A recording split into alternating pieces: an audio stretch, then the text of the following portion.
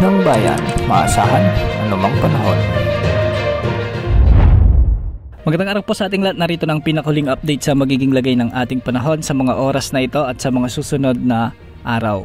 Bagyang lumakas ang bagyong Paulo habang ito ay patuloy na lumalapit sa kalupaan ng ating bansa. Huli itong namatan sa layong 480 km silangan ng Infanta, Quezon Province o di naman ay 480 km silangan ng Baler, Aurora.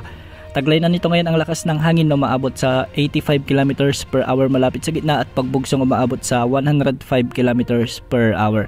Kumikilos ito ngayon ng pakanluran hilagang kanluran sa bilis na 15 km per hour. Kung mapapansin natin sa ating satellite animation ay medyo malawak na rin ang kaulapan na sakop ng bagyo at meron itong diametro na maabot sa 350 kilometers.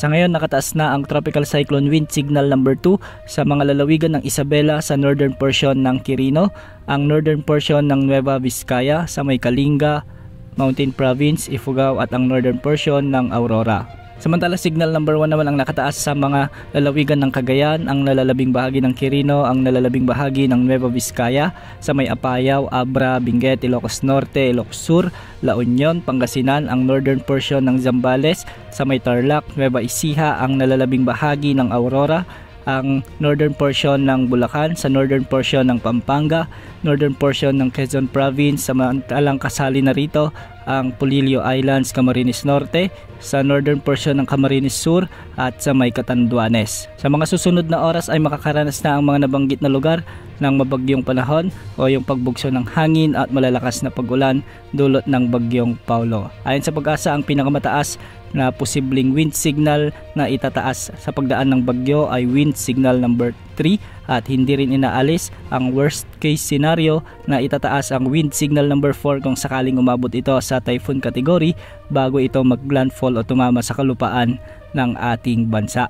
Base sa latest forecast track ng Pag-asa, inaasahang tatama na ang bagyong Paulo bukas ng umaga sa bahagi ng southern Isabela o di kaya naman ay sa northern portion ng Aurora bilang isang severe tropical storm. Mapapanatili nito ang kanyang lakas habang tinatawid ang mga kabundukan at kalupaan ng northern Luzon bilang severe tropical storm at inaasang makakalabas na rin sa mga kalupaan ng Ilocos Sur o di kaya naman ay sa northern portion ng La Union sa araw pa rin ng Biyernes. Sa umaga naman ng Sabado, inaasang makakalabas na ito sa ating area of responsibility at posibleng lumakas muli ito bilang si typhoon category habang ito ay nasa West Philippine Sea at habang tinutumbok naman nito ang Hainan Province sa may southern China.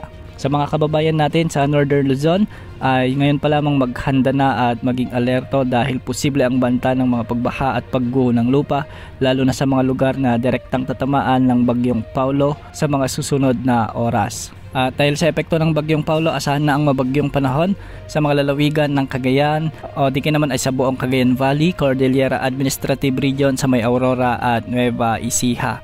Samantala makakaranas na rin ng mga pabugso-bugsong pag-ulan at pagbugso ng hangin ang mga lalawigan sa Ilocos Region, ang lalalabing bahagi ng Central Luzon, Quezon Province, Camarines Norte, Camarines Sur, sa may Catanduanes, dulot pa rin ito ng bagyong Paulo. Samantala, dahil naman sa trough ng bagyong Paulo, asahan rin ang maulap na kalangitan na may mga kalat-kalat na pag-ulan at thunderstorm sa Metro Manila, ang nalalabing bahagi ng Luzon, Eastern Visayas at Western Visayas. Sa nalalabing bahagi ng bansa, kung may mga pag-ulan man ngayon ay dulot ito ng mga localized thunderstorms. Antabayan ang mga susunod na update sa bagyong Paulo sa mga susunod na oras. Yan muna ang latest sa lagi ng panahon. Ito po ang weather update ng bayan, maasahan anumang panahon.